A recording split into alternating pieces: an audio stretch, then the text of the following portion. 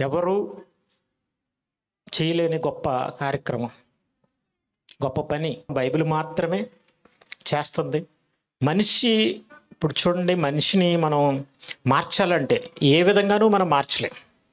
ఎన్నో చట్టాలు ఉన్నాయి ప్రపంచ దేశాల్లో, రకరకాల శిక్షలు ఉన్నాయి. అలాగే పోలీసు వారు ఉన్నారు, శిక్షలు విధిస్తున్నారు. అయినా మనుషులు మారుతున్నారా అని అంటే నేర ప్రవృత్తి.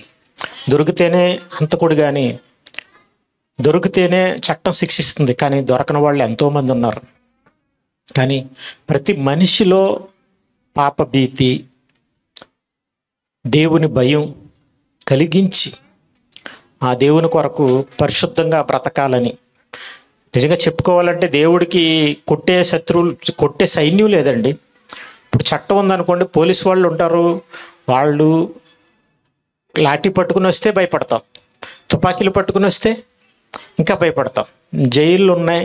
ఇవన్నీ చూసేటప్పటికి మనం ఏంటంటే అబ్బో మనల్ని అరెస్ట్ చేస్తారని భయపడతాం. కానీ ఆ దేవునికి ఇలాంటి ఒక పోలీసు వాళ్ళు కానీ, వ్యవస్థ కానీ, సైనికులు లాంటి వ్యవస్థ కానీ ఏమీ లేదండి. కేవలం మాటలు. కానీ ఈ మాటలకే మనిషి భయపడి, భయభక్తులు కలిగి, మనిషి మారి మంచి ప్రవర్తన కలిగి నడవగలిగే పరిస్థితుల్లోకి అనేకులను బైబిల్ మాటలు తీసుకొస్తున్నాయి. కాబట్టి ఈ మాటల్ని మనం తక్కువగా చూస్తే, పట్టించుకోకపోతే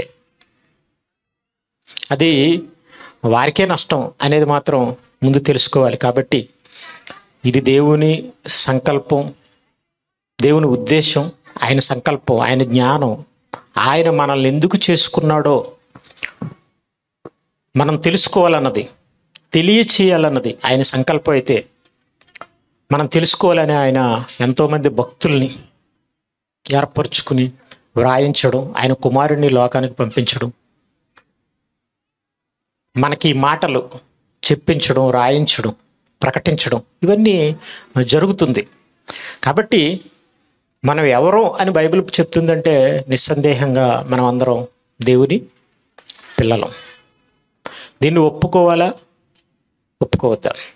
అయితే మనుషులందరూ కూడా మనం ఎవరో అని అనగానే వెంటనే ఏం చెప్తారంటే, ఎవరినైనా మనం అడిగాం అనుకోండి, ఏం చెప్తారంటే, ఒకసారి మనం ఈ సహోదరులు రమణ గారిని నిలబెడుతున్నానండి. ఎవరండి ఈయన? ఎవరైనా ఓకే, మనిషి కదండి. ఓకే, ఎందుకంటే అక్కడ ఉన్నది ఏంటది మీకు కనబడుతుంది, చిన్నది. ఏంటమ్మా? ఆ కుక్క పిల్ల. అది కుక్క పిల్ల. ఇంకో పక్కన ఏమన్నా జంతువు ఉందనుకోండి, లేకపోతే మేక పిల్ల అని అంటాం మనం. ఇప్పుడు ఈయన ఎవరంటే మనిషి. ఇప్పుడు మనం అందరం ఏమని చెప్పుకుంటాం? మనుషులు. ఇది బాగానే నమ్మేశాం. ఓకే, రైట్ అండి. ఇప్పుడు ఈయన ఒక పని చేస్తారు,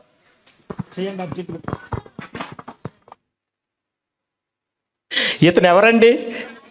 రైతు. ఇప్పుడు చూసారా, మనిషి కాస్త ఏమైపోయాడు? రైతు అయిపోయాడు. ఎందుకు?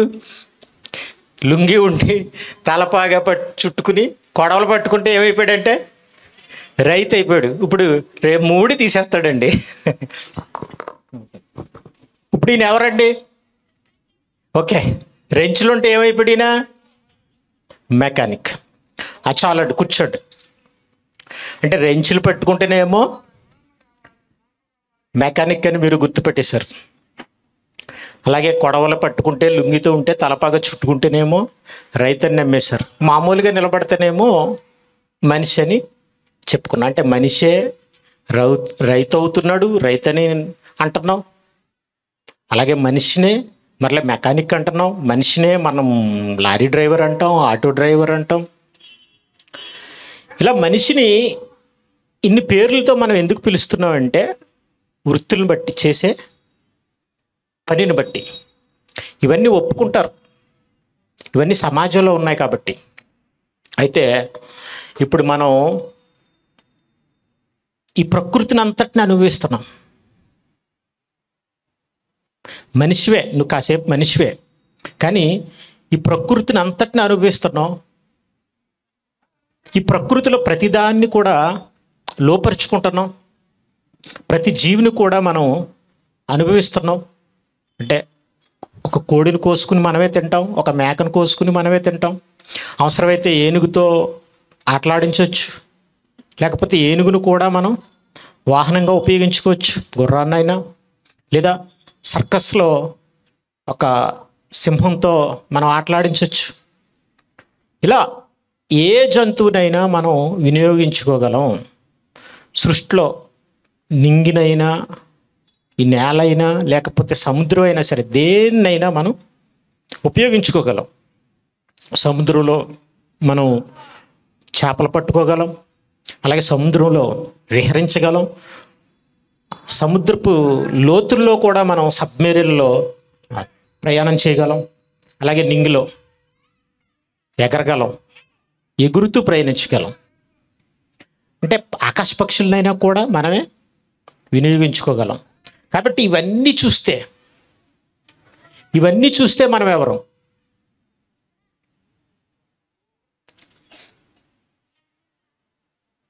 చూడండి, మేక అయితే తొక్కే తింటుంది, గేదె అయితే గడ్డే తింటుంది. కానీ మనమైతే గేదె పాలు తాగుతున్నాం, మనమైతే అరటిపండు తింటున్నాం. అలాగే ప్రతి మంచి ఫలాలన్నీ కూడా మనమే తింటున్నాం. అంటే ఈ సృష్టిలో మనం ఎవరు అంటే ఒక ప్రత్యేకమైన వాళ్ళు. ఈ సృష్టిలో మనం ఎవరు అంటే గొప్పవాళ్ళు, ఉన్నతులు, శ్రేష్టమైన జీవితాన్ని కలిగిన వాళ్ళు. కాబట్టి మనిషి జీవితానికి, మిగిలిన జంతువుల జీవితానికి, జీవుల జీవితానికి చాలా వ్యత్యాసం ఉంది. ఈ వ్యత్యాసాన్ని బట్టి మనం ఆలోచిస్తే మనం ఎవరు అని ఆలోచించాలి. మనం ఈ ప్రకృతి ఉంది, మనం పుట్టకముందే ఇది వాస్తవం. అలాగే మనం పుట్టాం, ఈ ప్రకృతిని అనుభవిస్తున్నాం. మనకున్న సామర్థ్యాన్ని బట్టి ఈ ప్రకృతిని మనం లోపరుచుకుని వినియోగించుకుంటున్నాం.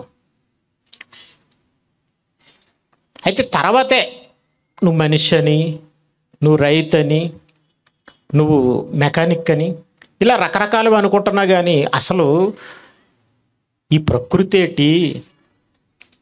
ఈ ప్రకృతిలో బలమైన జంతువులను కానీ ప్రతి జీవిని మనిషిగా నేను అనుభవించడం ఏంటి, నేను ఉపయోగించుకోవడం ఏంటి, శ్రేష్టమైనవి వినియోగించుకోవడం ఏంటి, నా బ్రతుకేంటి, అయితే నేను ఎవరిని అని ఆలోచించవలసిన అవసరం ఉందంటారా లేదంటారా? చేతుల్లో రెంచులు ఉంటేనేమో మెకానిక్ అయినప్పుడు, చేతుల్లో కొడవలు ఉంటేనేమో రైతు అయినప్పుడు, మరి చేతిలో కోడి పిల్లలు ఉంటే, చేతిలో మేక ఉంటే, మేక మాంసం ఉంటే, చేతిలో సముద్రంలో ఉండే చేప ముక్క ఉంటే, చేతిలో చెట్టుకి కాసే అరటిపండు ఉంటే, ఎవరు నువ్వు? ఇవన్నీ ఉన్న వాటిని బట్టి నువ్వు ఎవరైనా ఆలోచించాలి. ఆలోచించే అవసరం లేదురా.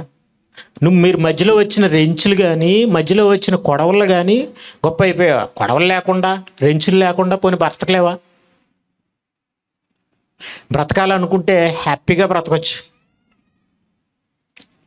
బ్రతకడానికే కేవలం బ్రతకాలని అనుకుంటే హ్యాపీగా చెట్లకు కాసే ఈ ఆహార పదార్థాలన్నింటినీ, నచ్చినవి ఏవో దొరికినవి ఆ టైంకి తింటే మనం బ్రతకగలం. పూర్వకాలం అందరూ అలాగే బ్రతికారు.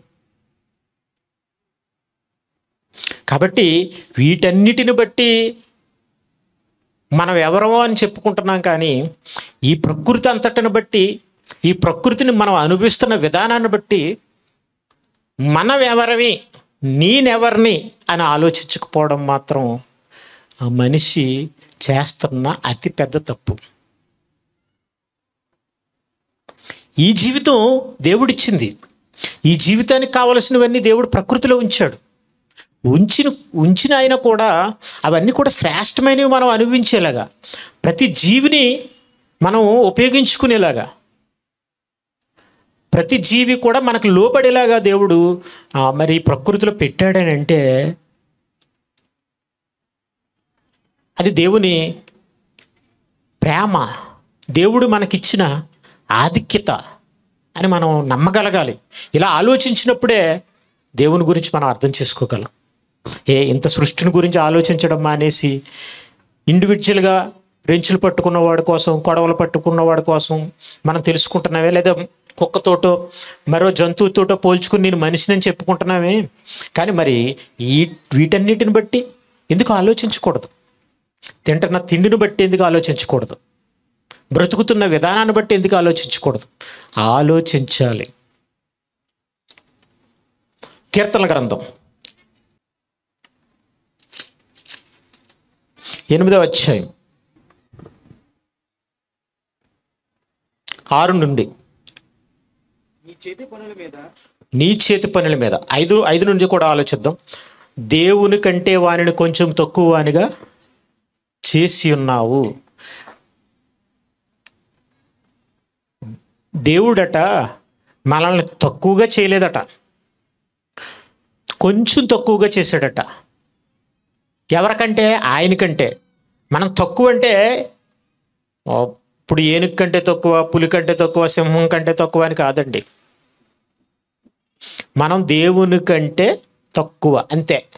ఇంకా తక్కిన విశ్వంలో, సృష్టిలో ఏమేవైతే ఉన్నాయో ఆ వాటన్నిటికంటే కూడా మనమే ఎక్కువ, మనమే గొప్పవాళ్ళం.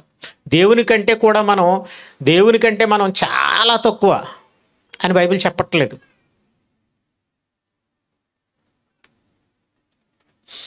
ఏం చెప్తుందంటే, దేవుని కంటే వానిని కొంచెం తక్కువ వానిగా చేసి ఉన్నావు. చాలా చాలా, కొంచెం అంటే అర్థం ఏంటంటే చాలా తక్కువ అని అర్థం.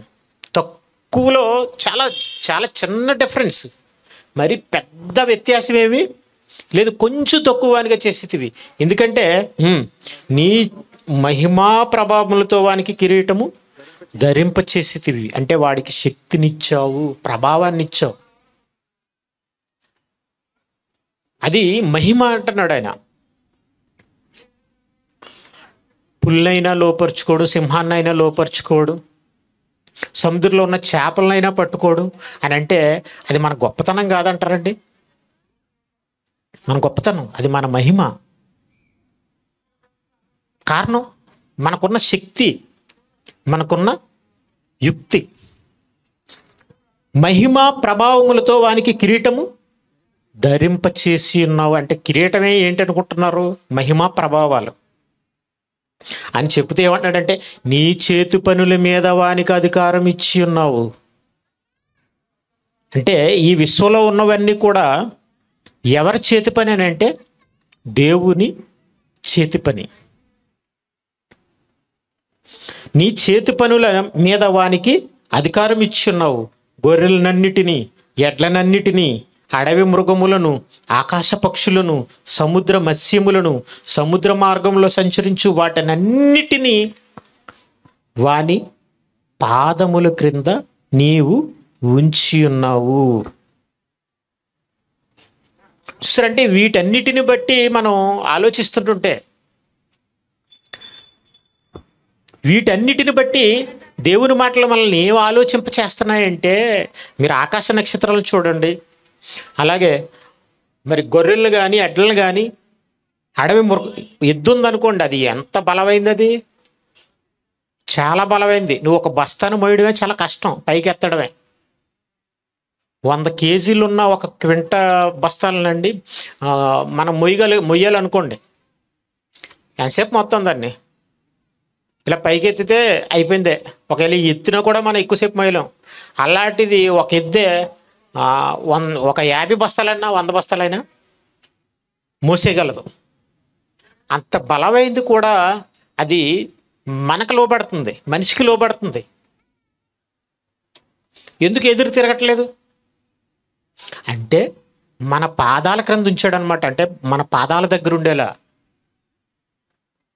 మనం ఎవరినైనా కూడా ఒక్కొక్క మాట అంటాం. కొంతమంది, నువ్వు నా దగ్గరికి ఎప్పుడైనా సరే నా పాదాల దగ్గరికి రావాల్సిందే అంటాం. అంటే డబ్బున్నవాడు అనుకోండి, ఏమంటాడంటే వాడు ఎంత ఎదిరించి వెళ్ళిపోతున్నా ఏమంటున్నా, ఏదో రోజు నువ్వు నా పాదాల దగ్గరికే, నా కాళ్ళ దగ్గరికి వస్తావు అంటాం. కారణం, అవసరం వచ్చినప్పుడు వస్తావని, నేను డబ్బున్నవాడిని. అలా ఇవన్నీ మనకు లోబడుతున్నాయంటే అర్థం ఏంటంటే మన పాదాల క్రింద ఉంచాడు.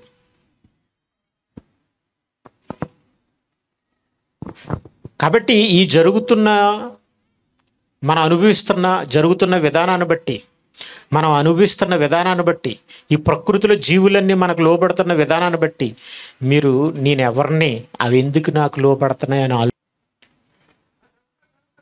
అలా మనల్ని, ఈ మాటలు మనల్ని ఆలోచింపచేస్తున్నాయి. ఎందుకంటే చేసిన ఆయన మనకు లోబడేలా చేశాడు. కాదని మనం ఎవరనగలం చెప్పండి? మనకు ఆకాశ పక్షులు లోబడట్లేదా?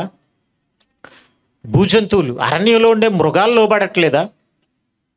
సముద్రంలోని చేపలు, పెద్ద పెద్ద చేపలు కూడా మనకు లోబడట్లేదా? మనం లోపరుచుకోవట్లేదా అంటే లోపరుచుకుంటున్నాం.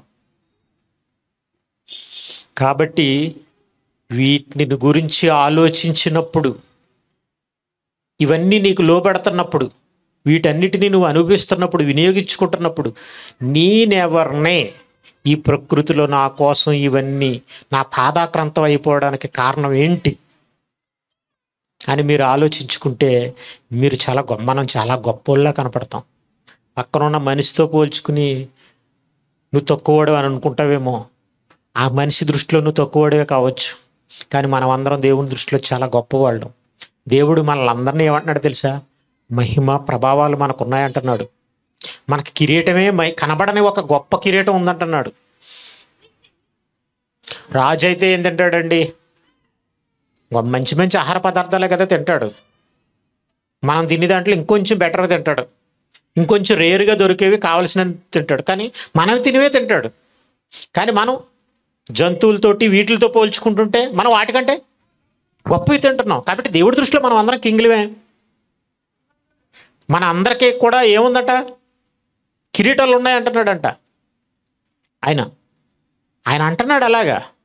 అది మనం ఆలోచించట్లేదు. కానీ కాబట్టి దేవుడి దృష్టిలో మనం గొప్పవాళ్ళం. ఈ ప్రకృతిలో ఉన్న జీవరాశులన్నిటి కంటే, ఈ ప్రకృతి కంటే ఇంకా మీరు చూసుకోవాలంటే అసలు దేవదూతలు కానివ్వండి, ఎవరిని తీసుకోండి మీరు, వాటన్నిటికంటే కూడా మనమే గొప్పవాళ్ళం. మరి మనం ఏ విషయంలో తక్కువ అంటే దేవుని విషయంలో మాత్రమే తక్కువ. కొంచెం తక్కువ, చాలా తక్కువ మాత్రం కాదు. చాలా చిన్న డిఫరెన్స్.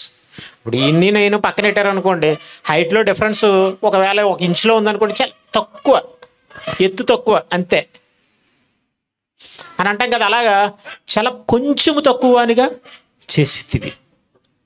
సో కాబట్టి మనం ఎవరం అంటే కొంచెం తక్కువగా, ఇక్కడ ఎందుకున్నామంటే కొంచెం తక్కువగా అంటే చెప్తున్నాడు చూడండి. కీర్తనల గ్రంథం 82వ కీర్తన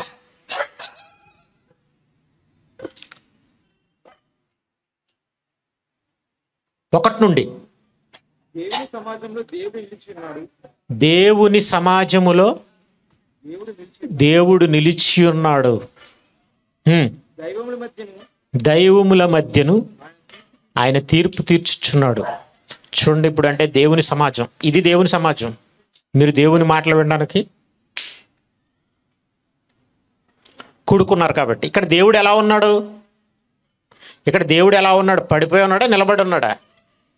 మనం దేవుడు లేడు అంటున్నావా, ఉన్నాడని అంటున్నావా? ఉన్నాడు. ఆయన గొప్పవాడు, మనల్ని అందరినీ చేసినవాడు, ఈ సృష్టి అంతటిని చేసినవాడని మనం ఆయన్ని నిలబెట్టుకుని మాట్లాడుకుంటున్నాం. అంతే కదండి. కాబట్టి దేవుని సమాజంలో దేవుడు ఎలా ఉన్నాడంటే నిలబడి ఉన్నాడు. దేవుని సమాజంలో దేవుడు నిలబడి ఉంటాడు.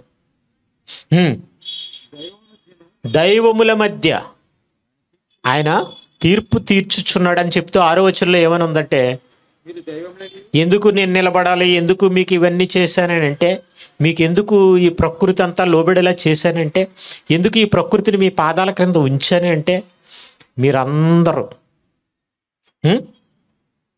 దైవములనియు సర్వోన్నతిని కుమారులనియు నేనే సెలవిచ్చున్నాను. కాబట్టి మనం అందరం ఎవరని ఆయన నిలబడి చెప్తున్నాడంటే, మీరందరూ నా పిల్లలు అని చెప్తున్నాడు. కాబట్టి మనం అందరం ఎవరమంటే దేవుని పిల్లలం. మనం అందరం దేవుని పిల్లలు నిస్సందేహంగా. యేసుక్రీస్తు ప్రభువారు ఎవరంటే, ఆయన ఎవరినైనా ఆయన చెప్పుకున్నాడంటే దేవుని కుమారుడిని చెప్పుకున్నాడు. అసలు సమాజం, ఒకనాటి సమాజం యేసుక్రీస్తు ప్రభువారిని ఎందుకు నమ్మలేదో తెలుసా? ఎందుకు సిలువేశారో తెలుసా? ఆయన దేవుని కుమారుడినని చెప్పుకున్నందుకు. ఎందుకంటే నువ్వు మనిషివి అని అన్నారు వాళ్ళు. నువ్వు మనుషుడివై ఉండి దేవుని కుమారుడినని చెప్పుకుంటున్నాం. నిజంగా మనం మనిషివే, కానీ శరీరంలో ఉన్నాం కాబట్టి మనిషి. కానీ శరీరంలో ఉన్న మనం ఎవరు అని ఆయన బైబిల్ చెప్తుందంటే దేవుని పిల్లలమని. ఎందుకు మనమంటే ఎవరమంటే, మనమంటే అసలు ఈ శరీరమే మనం కాదు. ఈ శరీరంలో ఉన్న మనమే మనం. ఇప్పుడు మనం ఉంటేనే, అంటే ఆత్మ ఉంటేనే ఈ శరీరం మాట్లాడుద్ది.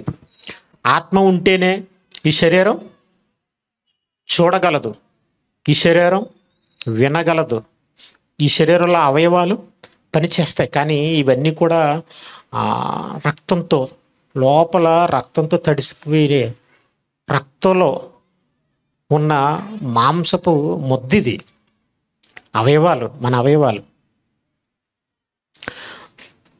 మన బాడీలో ఏముంటుందండి? ఎక్కువగా సుమారు 5 లీటర్లు ఎంతో 6 లీటర్ల రక్తం ఉంటుందటండి ఒంట్లో. ఆ రక్తం మళ్ళీ ఒకచోటే ఉండదు, మొత్తం శరీరం అంతా ఉంటుంది. మీరు ఎక్కడ కొయ్యండి, ఎక్కడ గిల్లండి, ఎక్కడ గుచ్చండి, ఏమొస్తుంది? రక్తం వస్తుంది. కానీ అలాంటి రక్తపు ముద్దలో ఉన్న ఈ అవయవాలు, ఈ శరీరం పని చేయడం ఏంటి, చూడడం ఏంటి, మాట్లాడడం ఏంటి, వినడం ఏంటి? ఈ మైక్ మాట్లాడాలన్నా, ఆ బాక్స్ శబ్దం ఇవ్వాలన్నా, ఈ లైట్ వెలగాలన్నా ఏముండాలో తెలుసా? ఒకటి సమాధానం. అదేంటంటే తెలుసు, మీరు అందరూ చెప్పగలరు. ఏంటంటే కరెంట్. కరెంట్ కనిపిస్తుందండి? చెప్పండి. కరెంట్ కనిపించదు. ఇక కూడా ఇక్కడ మేము చిన్న ఎక్స్పెరిమెంట్ తీసుకొచ్చామండి. ఒకసారి మీకు అది చూపిస్తాం లైవ్లో. ఒకసారి రమణ గారు అది తీసుకోండి. ఇది కూడా తీసేయండి, పెట్టండి. ఇది వెలిగించండి. ఇది చూడండి, ఇదేంటిది? బ్యాటరీ. అంతేనండి. ఈ పైన ఉన్నది ఏంటంటే ఒక మెటల్. లోపల ఏముంటుందంటే ఒక మట్టిలాగా నల్లగా ఉంటుంది.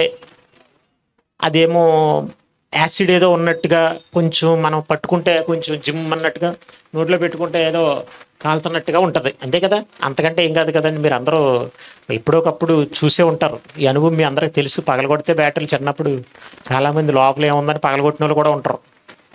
నల్లగా ఉంటుంది తప్ప పగలగొడితే ఏముండదు ఇంకా.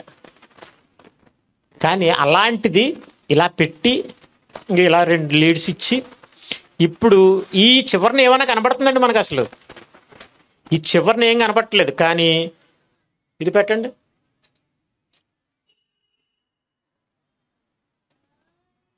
రివర్స్ పెట్టండి, ఇదిగోండి. ఇప్పుడు ఏముంది? మళ్ళీ తీసేయండి. అంటే ఈ చివరిలో ఏముంది? ఇక్కడ ప్రశ్న ఏంటంటే, ఇక్కడే పెడుతున్నాం కానీ ఏమవుతుంది? లోపల ఏముందంటే, లోపల మనం పెద్ద చెప్పుకోదగ్గది ఏమీ లేదు. ఇంత అందంగా ఉండదు, ఇలా లైటింగ్ ఉండదు, చూడడానికి కూడా పెట్టండి, చూడడానికి కూడా గొప్పగా ఏమీ ఉండదు. కానీ అది ఇక్కడ అక్కడ పెట్టగానే వెలుగుతుందంటే, ఇక్కడ ఈ చివరి పాయింట్లో ఏదో ఉంది. ఏముందంటే విద్యుత్ శక్తి, కరెంట్ ఉంది. నిజమా కదా? మరి ఆ మొనల్లో చూస్తే కరెంట్ కనపడుతుందా? పోనీ లోపల ఉన్న కరెంట్ ఎలాగా కనపడదు? ఇది పెడితేనే కదా వెలుగుతుంది అంటే కనబడదు. కానీ దానికి బల్బు పెడితే వెలుగుతుంది. ఇది నిజం. దాన్ని మనం కాదనలేం.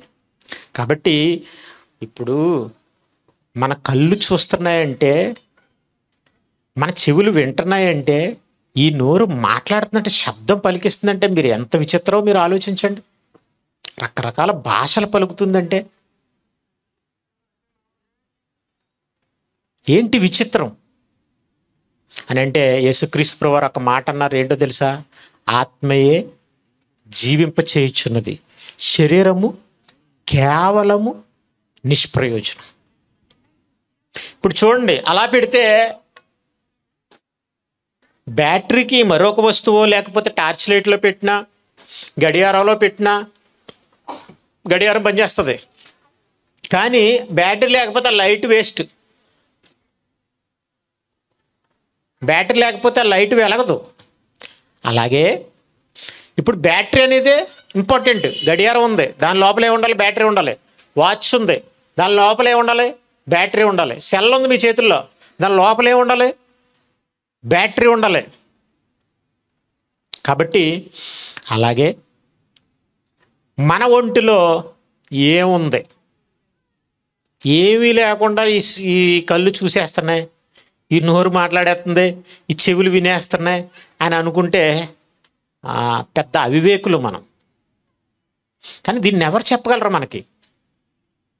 ఇది చేసినవాడు మనిషే కాబట్టి, ఆ మనిషి చెప్పాడు కాబట్టి, ఇది మనం చూస్తున్నాం కాబట్టి నమ్మేస్తున్నాం, నమ్మేగలం. మనిషే చేశాడు, మనిషే చెప్పాడు కాబట్టి నమ్మాలి, తప్పదు, మనమే కాబట్టి. కానీ మరి దీని గురించి తెలియాలి అంటే, మానవ శరీరం గురించి తెలియాలి అంటే ఎవరు చెప్పాలి? మనిషి చెప్పగలడా అంటే మనిషి చెప్పలేడు. కాబట్టి మనిషిని చేసిన దేవుడు చెప్పాలి. ఆయన చెప్పాడు. యోహాను సువార్త, మరలా వద్దామండి, 6వ అధ్యాయం, యోహాను సువార్త 6వ అధ్యాయం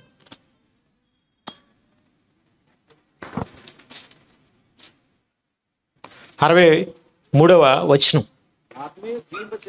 ఆత్మయే జీవింప చేయుచున్నది, శరీరము కేవలం నిష్ప్రయోజనం. చూడండి, మన శరీరం ఎందుకు జీవించి ఉంది, ఎందుకు జీవిస్తుంది అంటే, మనం శరీరం ప్రాణంతో ఉందని, బ్రతుకున్నారని, జీవిస్తున్నారని మనం ఎప్పుడు చెప్తామంటే ఈ అవయవాలన్నీ పనిచేస్తేనే. లేకపోతే ఏమంటామంటే శవం అంటాం. కాబట్టి ఆత్మయే శరీరమును జీవింప చేయుచున్నది. శరీరం ఏమైనా తనంతట అది పని చేయగలదంటే లేదు, కేవలము దాని వలన ఏమీ ఉపయోగం లేదు. కాబట్టి ఈ శరీరాన్ని జీవింప చేసేది ఏంటంటే, బ్రతికేలే చేసేది ఆత్మ. ఇది మీరు అవసరం కాదనుకున్నారు అనుకోండి, మీరు ఆత్మ అనే నిజాన్ని మర్చిపోతారు. పోనీ మీరు శరీరమనే నమ్మారు అనుకుందాం కాసేపు. నేను శరీరాన్ని, నేను ఆత్మను కాదని నమ్మావు అనుకో, రేపు నీ శరీరం చచ్చిపోద్ది, నీ శరీరాన్ని పాతేస్తా, అక్కడతో నీ పని చాప్టర్ క్లోజ్. నువ్వు సంపాదించుకున్నవి నీవి కాదు, నీ బంధువులు నీ వాళ్ళు కాదు, ఏది నీది కాదు, అంతటితో క్లోజ్ అయిపోయింది. దానికోసం శరీరం నువ్వు అనుకుంటావా? శరీరం మనం అనుకుని మనం సాధించేదేంటి? నేను శరీరాన్నే అని ఏ మనిషి అయినా అనుకున్నాడు అనుకోండి, ఆ మనిషి సాధించేదేంటి? ఏమీ లేదండి. కానీ నువ్వు ఆత్మ అనుకుంటే ఈ శరీరాన్ని విడిచిపెట్టిన తర్వాత కూడా నువ్వు ఉంటావు అన్నది ఒక గొప్ప నిరీక్షణ.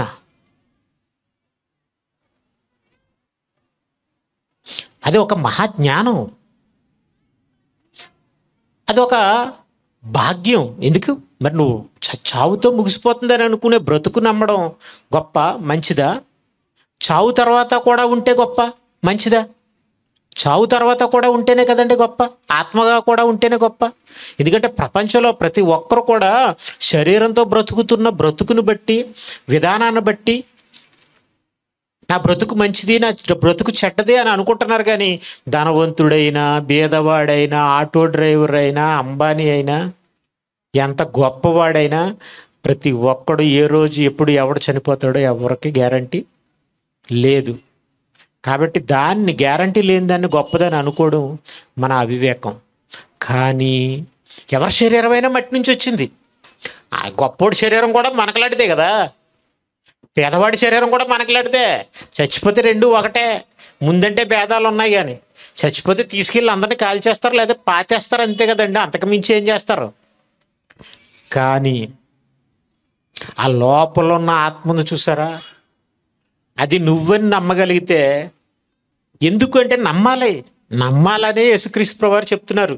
ఆత్మయే జీవింప చేయుచున్నది. మీరు ఆత్మలే, మీరు శరీరాలు కాదు. ఎవరు ఈ ఆత్మ? శరీరానికైతే భూమి మీద తల్లిదండ్రులు ఉన్నారు, మనం నమ్మేస్తాం. ఈమె నీ అమ్మ, ఇతను మీ నాన్న అంటే నమ్మేస్తా, అయిపోయింది. కానీ ఒక రోజున వాళ్ళు ఉండరు, మనం ఉండం. వాళ్ళు ఆత్మలుగా ఉండాలి, మనం కూడా ఆత్మలుగా ఉండాలి. ఈ ఆత్మకి దేవునితో ఏంటి సంబంధం అని అంటే, యేసుక్రీస్తు ప్రభువారు చెప్పారు, బైబిల్ చెప్తుంది, దానికి దేవుడే తండ్రి అని. మనమందరం దేవుని పిల్లలమని. ఇలాంటి నిజాలు చెప్పినందుకే ఒకసారి మీరు ఆలోచించండి. ఇప్పుడు ఒక క్రైస్తవుడిగా బైబిల్ పట్టుకుని ఇలాంటి విషయాలు మాట్లాడుతుంటే ఇందులో ఏవైనా నష్టం ఉందా, తప్పుందా?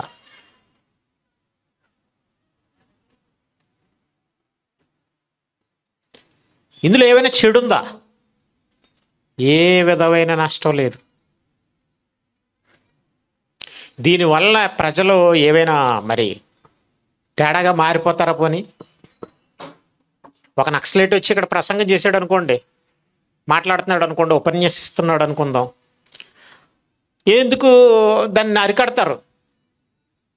ఎందుకంటే నక్సలైట్ల కింద ఒకవేళ కొంతమంది ప్రేరేపించబడి మారిపోయే అవకాశం ఉంది.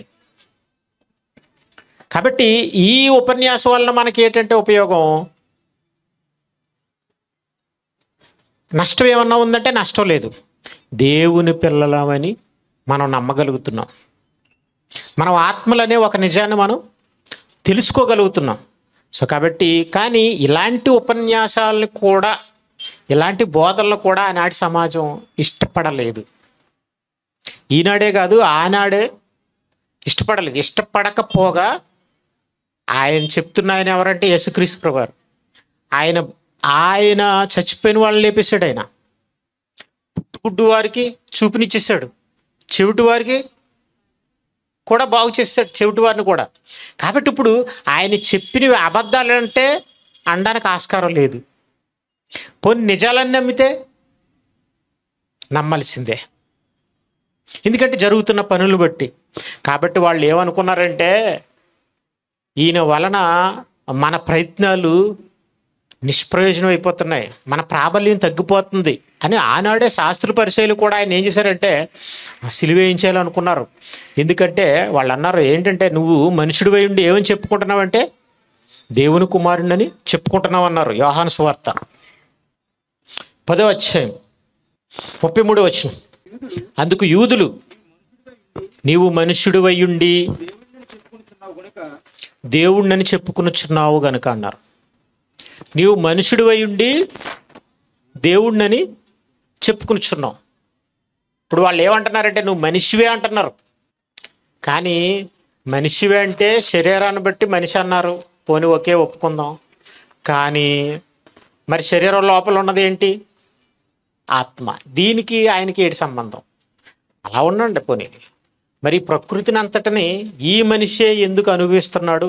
ఈ ప్రకృతి అంతట్లో ఈ మనిషే గొప్పవాడిగా ఎందుకున్నాడు? అన్నిటి మీద ఎందుకు అధికారం కలిగి ఉన్నాడు? అన్నిటి మీద ఎందుకు గొప్ప జీవితాన్ని కలిగి ఉన్నాడు?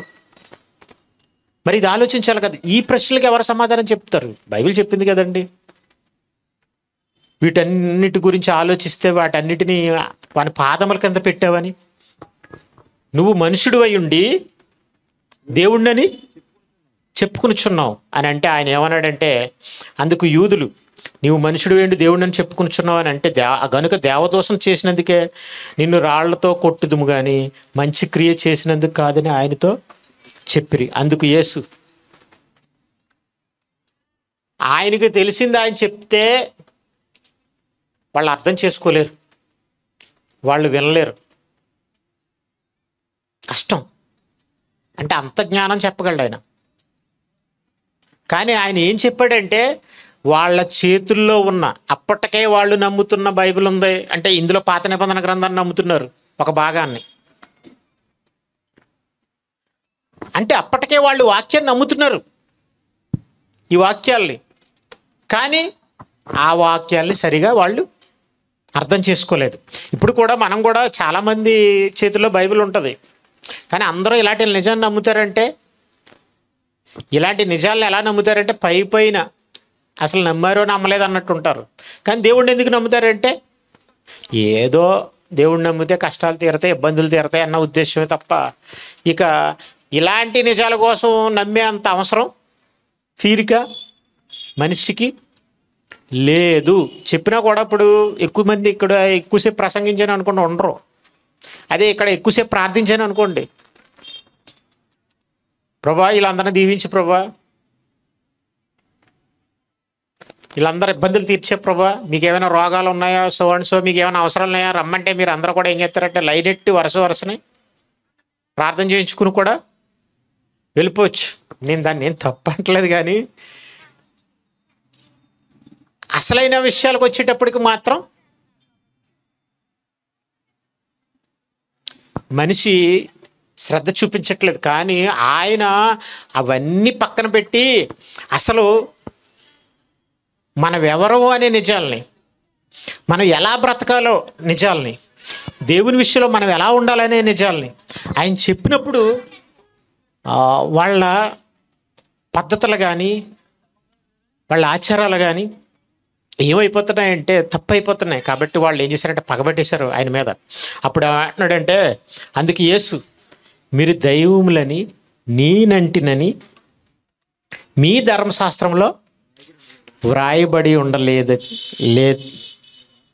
ఉండబడలేదా, లేఖనము నిరర్థకం కానేరదు గదా అన్నాడు.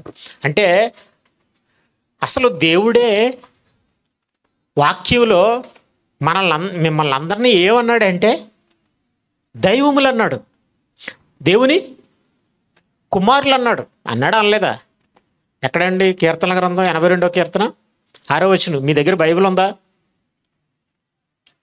యేసుప్రభువారు ఆయన ఎవరో చెప్పడానికి ఆయన చెప్పలేడా? చెప్పగలడు. నోటి మాటతో చెప్పలేడా? చెప్పగలడు. కానీ అక్కడ ఏం చెప్తున్నాడు ఆయన? వాక్యాన్ని చూపించి చెప్తున్నాడు. ఏమని? మీరందరూ దైవములని నేనే సెలవిచ్చాను. ఇప్పుడు వాక్యమే, మనం నమ్ముతున్న వాక్యమే సెలవిచ్చినప్పుడు మనం ఏమి నమ్మాలి? ఏమని ఒప్పుకోవాలి? దేవుని కుమారుణ్ణని ఒప్పుకోవాలి. అలాగే ఏమని చెప్పుకోవాలంటే దేవుని కుమారుణ్ణని చెప్పుకోవాలి. యేసుప్రభువారు కూడా మన కోసం అన్న మాటని ఆయన వాడుకున్నాడు. ఆయన మన కోసం అన్న మాటని, మన కోసం రాయించిన మాటలని ఆయన చెప్పుకుంటాడు. ఏమని?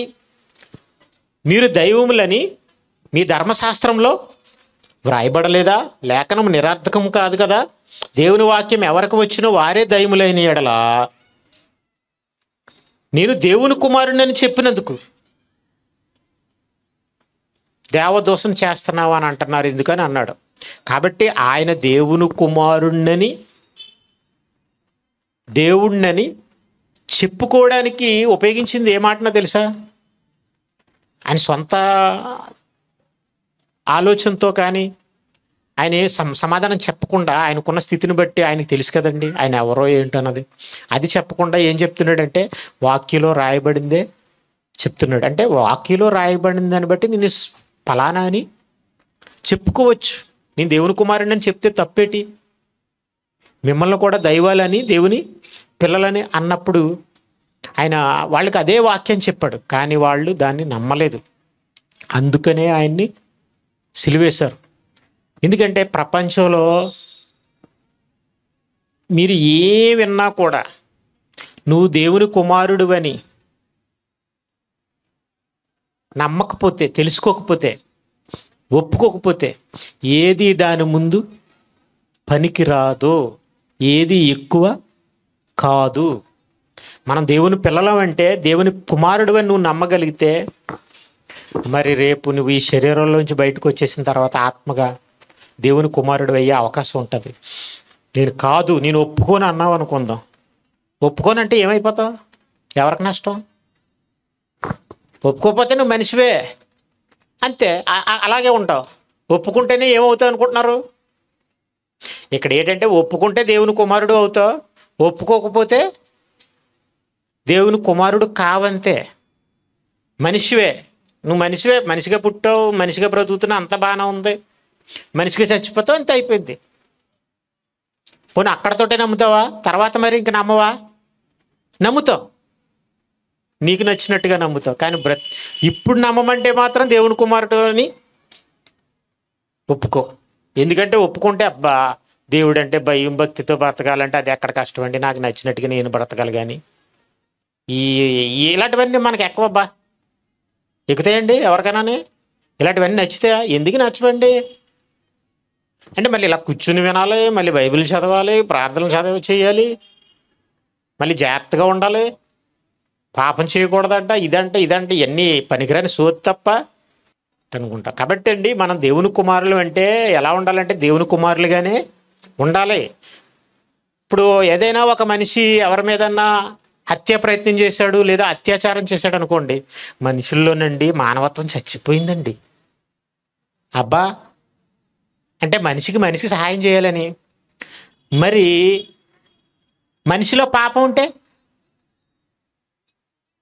మనిషిలో చెడు ఉంటే నువ్వు మనిషికి సహాయం చేయడమే చూసావు.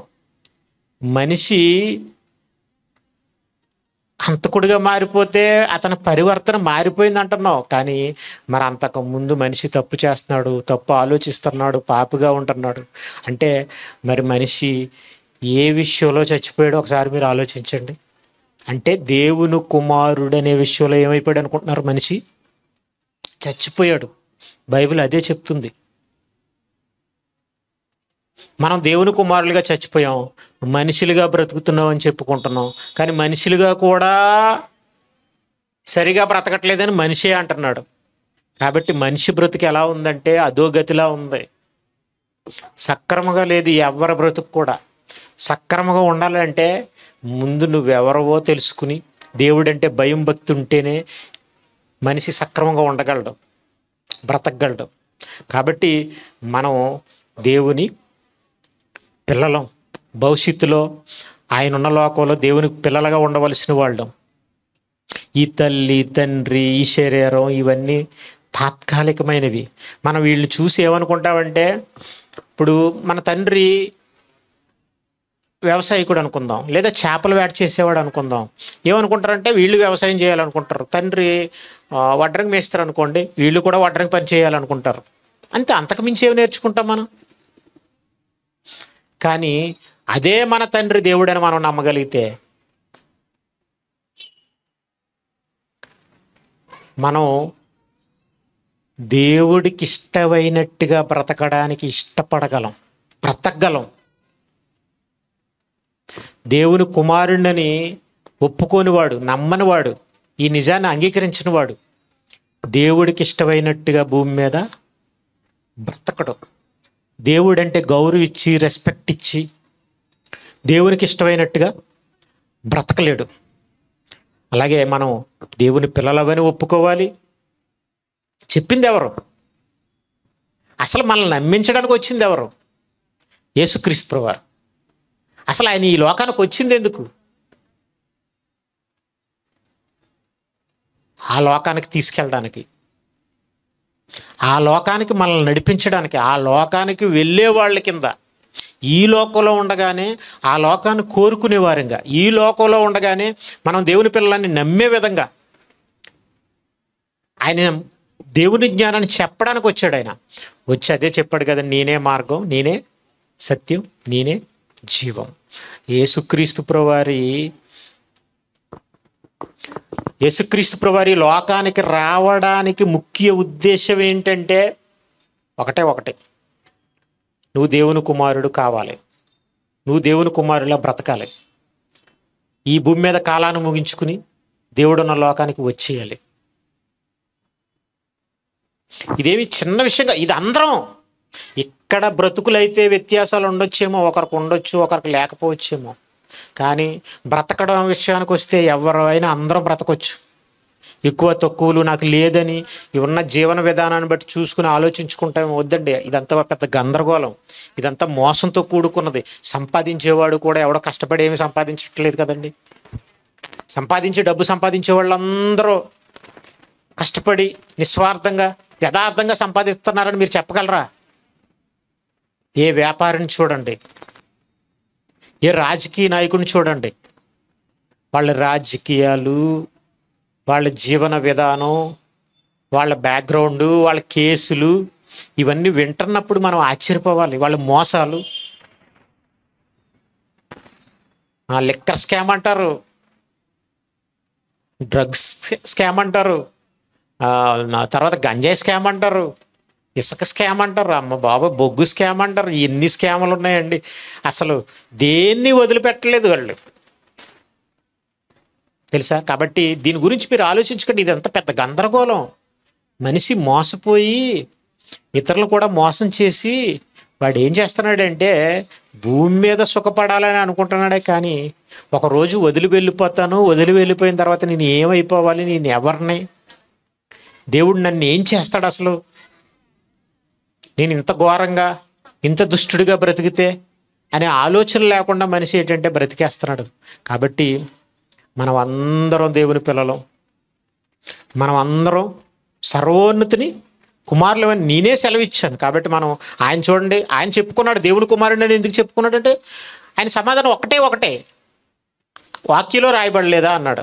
కాబట్టి వాక్యంలో రాయబడింది, మీరందరూ దేవుని పిల్లలని నమ్మండి, అలాగే దేవుని కుమారులని చెప్పుకోండి.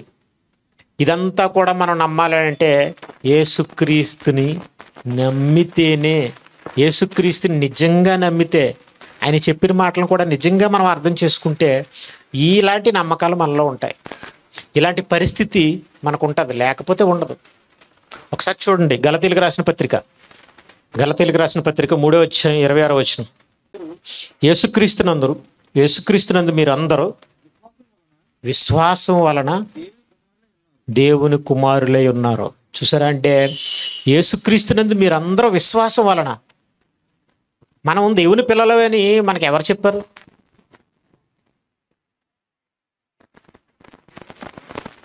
మీరు ఒక మాట ఆలోచించండి, మీకు ఎవరైనా మనం దేవుని పిల్లలమని ఎవరైనా చెప్పారా?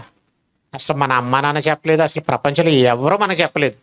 మనం దేవుని పిల్లలమని మనకు చెప్పింది ఎవరంటే యేసుక్రీస్తు ప్రభువారు.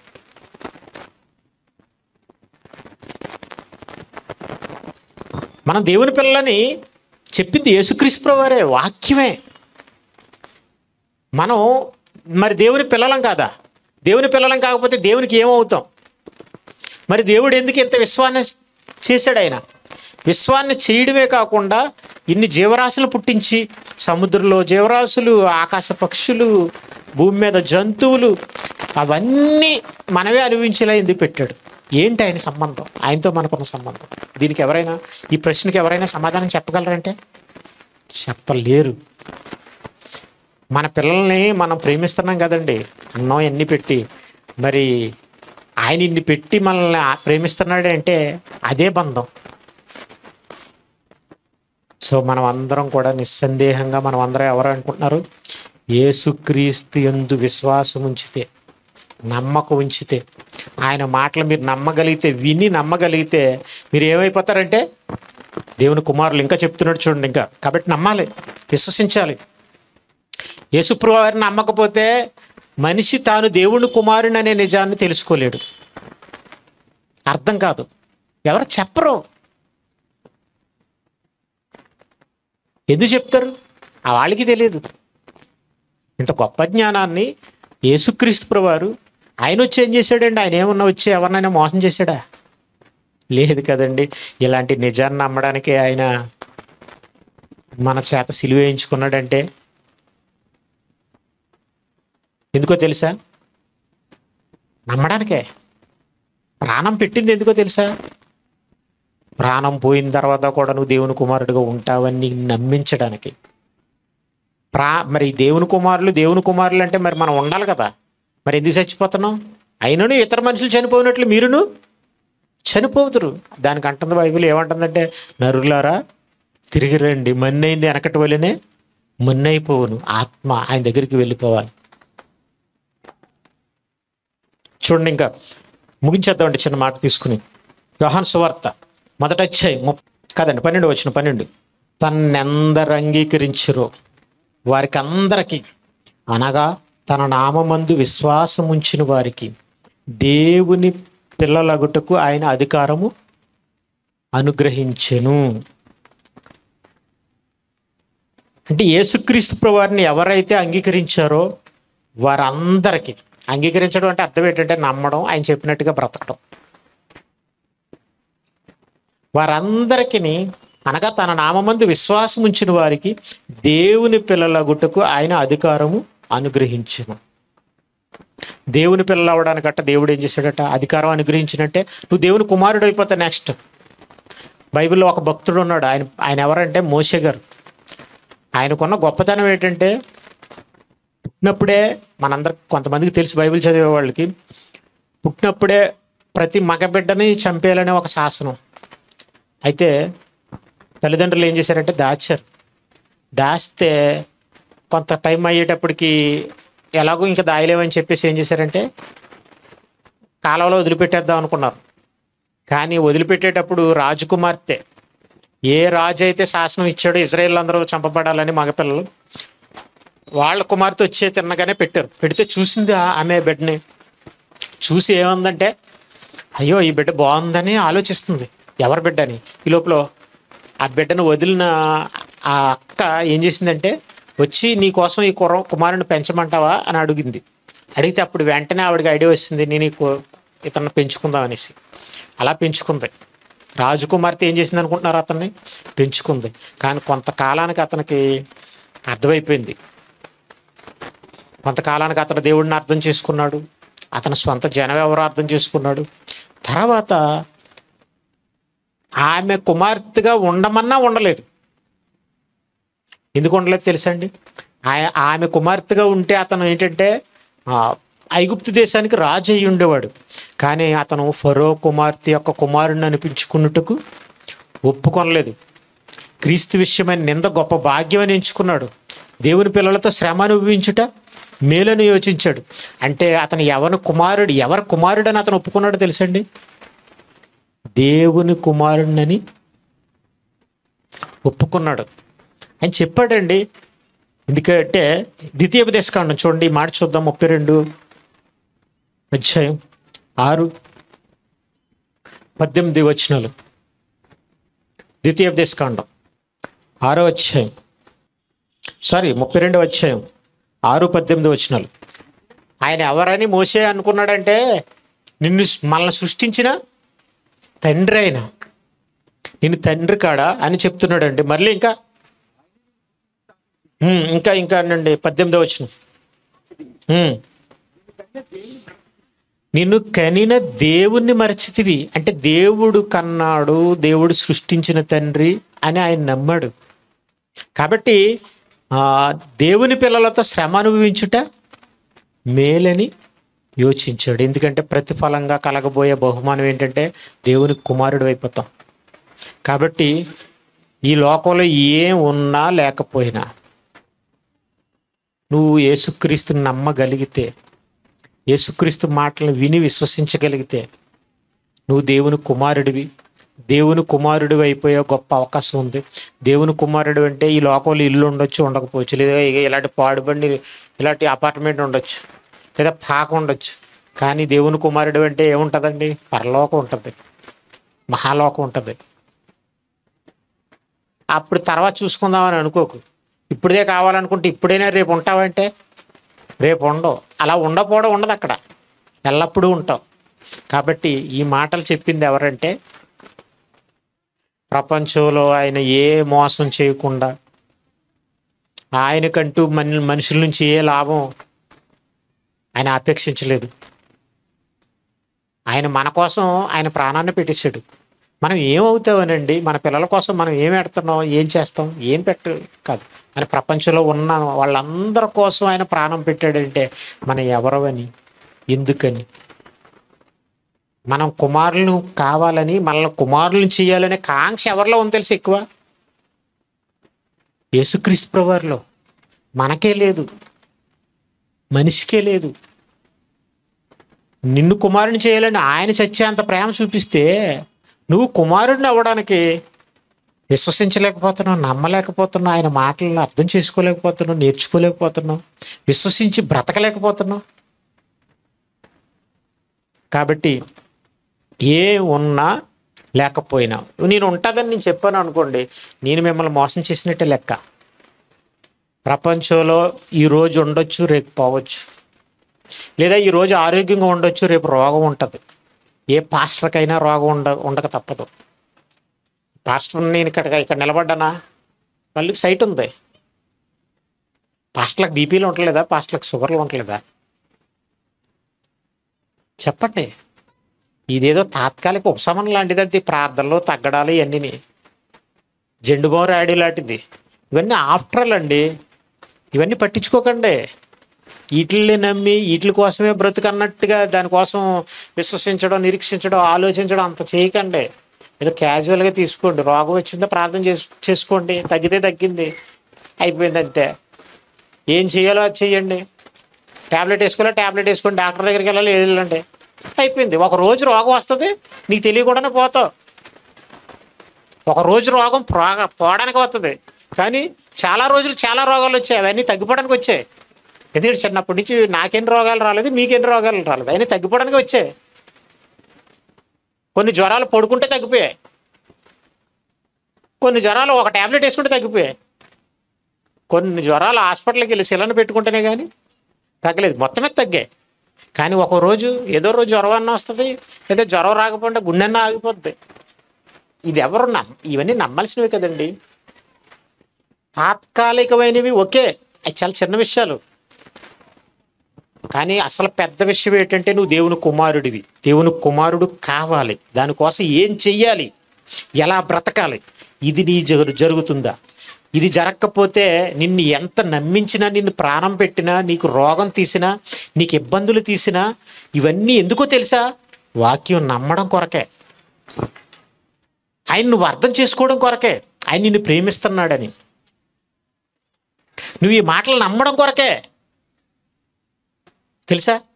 అల్టిమేట్గా ఆయన ఏం చేసినా ఎందుకు, ఆయన అద్భుతాలు చేసినా, మన జీవితంలో ఏం చేసినా దేనికి? వాక్యం నమ్మడానికే కదా. కాబట్టి ఇది నమ్మండి. దీనికోసం ఎలా బ్రతకాలో ఆలోచించండి. ఇది నమ్మి నువ్వు దేవుని కుమారుడు కావాలంటే ఏం చేయాలో ఆలోచించండి. ఎలా బ్రతకాలి, ఏమి నేర్చుకోవాలి, ఏం తెలుసుకోవాలి. సో కాబట్టి మనం అందరం యేసుప్రభువారి మాటలు నమ్మగలిగితే, బైబిల్ నమ్మగలిగితే మనం అందరం దేవుని కుమారులు. ఒప్పుకుందాం, చెప్పుకుందాం. ఎందుకంటే యేసుప్రభువారు కూడా అలాగే చెప్పుకున్నాడు. సమాజంలో మనం చెప్పుకోకపోతే వాళ్ళకి తెలియదండి. మనం ఎవరైనా అన్ని పక్కన పెట్టేద్దాం, మర్చిపోదాం. మనం ముందు ఎవరు అంటే దేవుని కుమారులు, తర్వాత కూడా ఎవరు అంటే దేవుని కుమారులు. చచ్చిపోయిన తర్వాత దేవుని కుమారులమే, దేవుని కుమారులుగా ఉండాలి. ఈ లోకంలోకి రాకమునుపు ఈ శరీరంలో మనం పుట్టినప్పుడు ఎవరు అంటే దేవుని పిల్లలు. తర్వాతే మనిషి అని, రైతని, మెకానిక్ అని, ఇవన్నీ కూడా. కాబట్టి దేవుని కుమారుని యందు విశ్వాసం ఉంచుదాం, ఆయన మాటలను తూచా తప్పకుండా నమ్ముదాం, అనుసరిద్దాం, దేవుని పిల్లలు అయిపోదాం. ఎందుకంటే ఆయన చెప్పినట్టుగా మనం నడుచుకోవాలి, అప్పుడే దేవుని పిల్లలు అవుతాం. ముగించుకుందాం, ప్రార్థన చేసుకుందాం, సెలవు తీసుకుందాం.